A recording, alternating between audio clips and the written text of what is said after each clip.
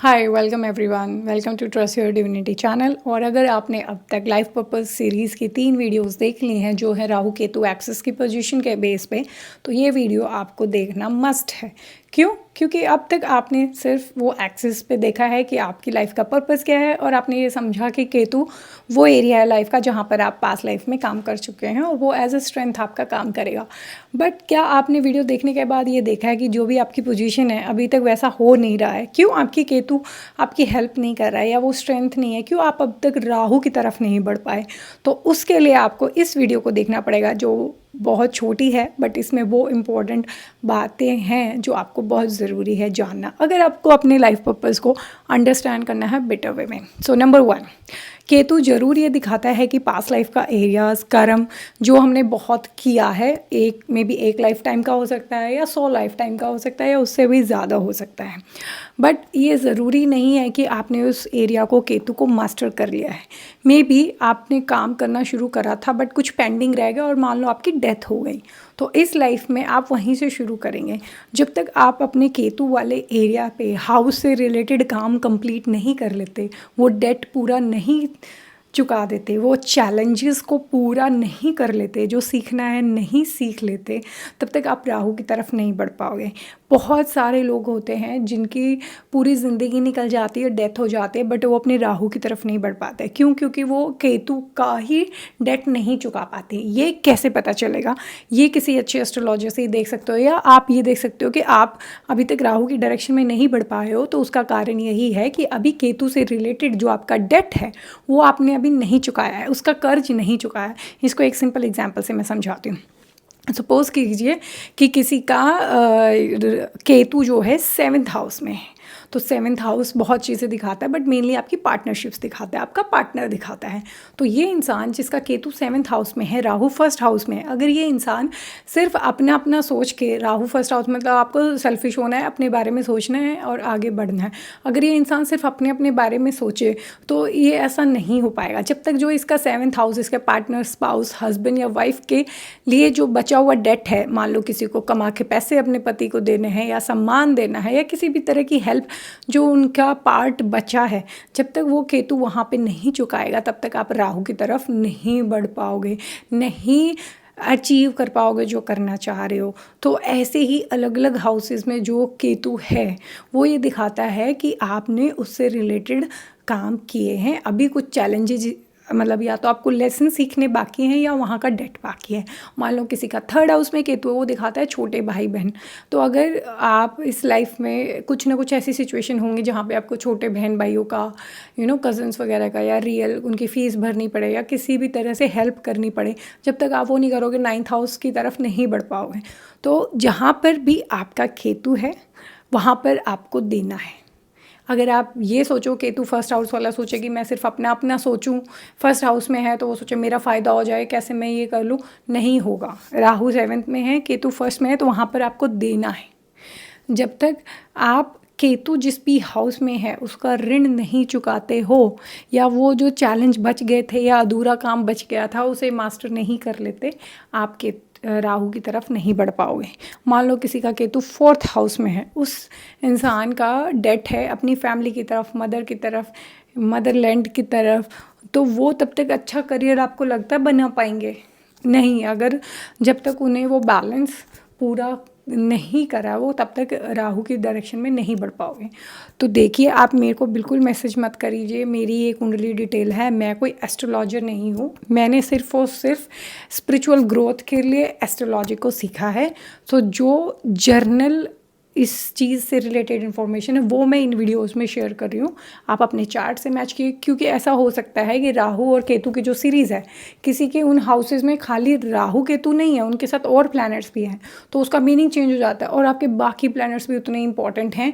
तो कोई अच्छा एस्ट्रोलॉजर ही उसको देख के बता सकता है कि उसकी वजह से क्या फ़र्क पड़ेगा। क्योंकि मैंने पर्सनली 2 कुंडलीज, मैंने मेरी और मेरी एक फ्रेंड उसकी देखी, जबकि हमारे राहु केतु के एक्सेस सेम है, बट उसके वहाँ पर और प्लैनेट्स डिफरेंट हैं, जिसकी वजह से उसकी लाइफ टोटली अलग है मुझसे, क्योंकि डिपेंड करता है कि आपका राहु और केतु कितने अच्छे से प्लेस है, वो आपके पास्ट लाइफ के कर्मास पे डिपेंड करता है।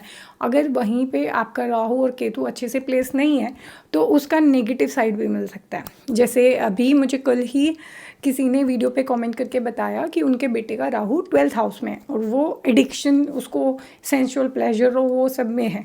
तो उसका रीज़न क्या है कि जो 12th हाउस का राहु वो अच्छे से प्लेस नहीं है, मतलब बाकी प्लैनेट्स जो बाकी चार्ट में है वो अच्छे से नहीं होंगे। तो मुझे तो उनका बर्थ चार्ट नहीं पता, तो क्या होगा, अदरवाइज़ अगर अच्छे से प्लेस होगा तो ये इंसान स्पिरिचुअलिटी की तरफ, स्वामी विवेकानंद की कुंडली में है 12th हाउस में राहु, तो हर कोई इंसान तो स्वामी विवेकानंद नहीं बन सकता जबकि वो सेम एक्सेस है। ऐसा क्यों?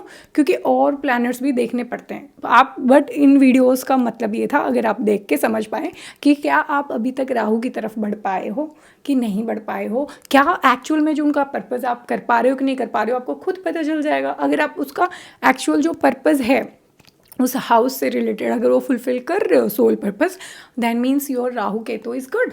बट अगर आप वो ना करके वो उसको इल्यूजन या उसका नेगेटिव इफेक्ट्स दे रहा है, मान लो किसी के 9th हाउस में राहु है, तो उसका मतलब अगर वो सही से प्लेस है तो वो इंसान एक अच्छा स्पिरिचुअल लीडर, फिलोसफर बन सकता है। बट अगर यही अच्छे से प्लेस नहीं है, उसके बाकी प्लैनेट्स अच्छे से नहीं है, तो वो इंसान जिसे नास्तिक कहते हैं ना, वो भी बन सकता है, या कोई दूसरा धर्म भी अपना सकता है, या रीति, वो डिपेंड करता है बाकी प्लैनेट्स कैसे हैं। सो इन शॉर्ट, सबसे पहले बात आपको ये समझना है कि हर कोई अपना राहु का पर्पज़ लाइफ टाइम में पूरा नहीं कर पाते, या अभी तक नहीं कर पाए हो, तो उसका रीज़न है कि अभी केतु से रिलेटेड पेंडिंग कर्मा, कोई लेसन सीखना, कोई चैलेंजेस सीखना, या आपको उस घर से रिलेटेड डेट चुकाना बाकी है। फर्स्ट हाउस में आपका खुद के प्रति डेट होता है कि आपने कुछ पास्ट लाइफ में मान लो एस्ट्रोलॉजी शुरू की थी, या कोई नई कला सीखनी शुरू की थी, कुछ सर्टिफिकेशन, मतलब कुछ आपने सोचा था कि मैं ये अचीव करूँगा, वो नहीं कर पाए, तो पहले इस लाइफ में आपको अपने ऊपर काम करना है, ना कि राहु 7th हाउस दूसरे रिलेशनशिप्स की तरफ भागे। वरना क्या होगा, ये इंसान जल्दी से शादी कर लेगा तो क्या होगा कि दूसरों को इतनी इंपॉर्टेंस देगा, अपने पार्टनर को, ये खुद पे ध्यान ही नहीं पाएगा, जो अपने आप को करना इसको चाहिए था वो कर ही नहीं पाएगा। तो ये भी प्रॉब्लम है। सो सेकंड हाउस में केतु, जैसे जिस बंदे को सेकंड हाउस में केतु हो तो उसको अपनी फैमिली से रिलेटेड डेट चुकाना है, फैमिली की पैसा कमा के देना, उनका किसी भी चीज़ का खर्चा उठाना। तो जो भी फैमिली से रिलेटेड जो उसका डेट है, जब तक वो कंप्लीट नहीं करेगा वो 8th हाउस की तरफ नहीं बढ़ पाएगा।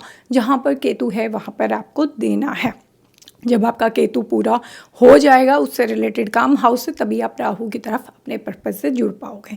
3rd हाउस में आपको छोटे बहन भाई, अड़ोसी पड़ोसी, आपकी लोकल कम्युनिटी से रिलेटेड आपको कुछ कार्य करने पड़ेंगे, उनकी लाइफ में इन्वॉल्व होना पड़ेगा, डे टू डे टास्क में आप बिज़ी रहेंगे।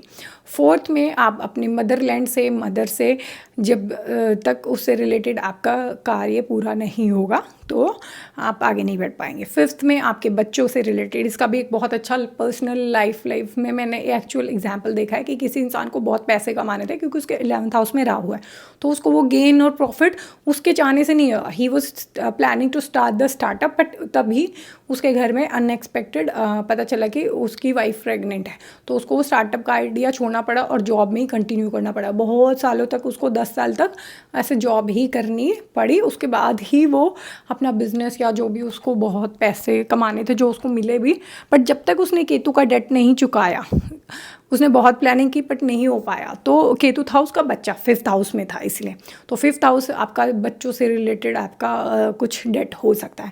6th हाउस में लोगों से, ये सर्विस का हाउस है जिसमें आप दूसरों की प्रॉब्लम सॉल्व करके पैसा कमाते हो। लॉयर हो गए, काउंसलर्स हो गए, साइकोथेरेपिस्ट, जो भी सब हैं, जो सर्विस है, पुलिस, हर तरह की जो नौकरी है वो सर्विस ही होती है जहाँ पे आप दूसरों की प्रॉब्लम सॉल्व कर रहे हो। तो जब तक वो पूरा नहीं करोगे आप 12th हाउस स्पिरिचुअलिटी की तरफ नहीं, मोक्ष की तरफ नहीं बढ़ पाओगे। ऐसे 7th हाउस है तो आपका पार्टनर का, रिलेशनशिप्स का करना बाकी है। 8th हाउस है तो आपकी लेगेसी, आपकी जनरेशन्स का ही कुछ, जिसमें आपके पास ऐसी इन्फॉर्मेशन है जो सीक्रेट है, वो तो आपको पता है, वो जब तक आप नहीं मतलब पूरा कर लोगे या शेयर नहीं कर लोगे तब तक। 9th हाउस में जब तक आप फिलॉसफी से, धर्म से, अपने कल्चर से, उन सब चीज़ों का ज्ञान और उस चीज़ से रिलेटेड कर्मा पूरा नहीं करोगे तो 3rd हाउस तक नहीं बढ़ पाओगे।